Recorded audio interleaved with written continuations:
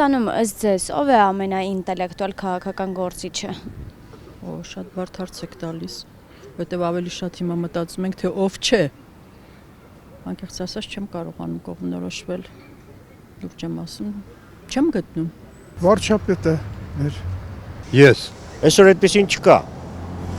Բոլորը խաղում են ընդամենը, էմոցիաների վրա խաղում են։ Ամենաինտելեկտուալ գործիչը նա կլինի, որ կարողանա բոլորին միավորել։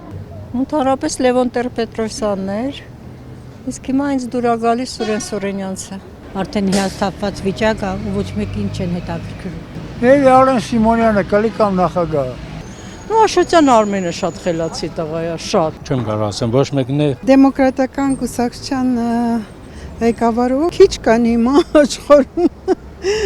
Ամենը բռի ու անշնորհ մարդիկ են։ Ես ճիշտն ասեմ, вообще չկա։ Չեմ կարող ասել, սա անել նույն բանն են, էլի։ Հրանտ Բակրատյանը։ Չկա։ Ես։ Երևի Նիկոլին։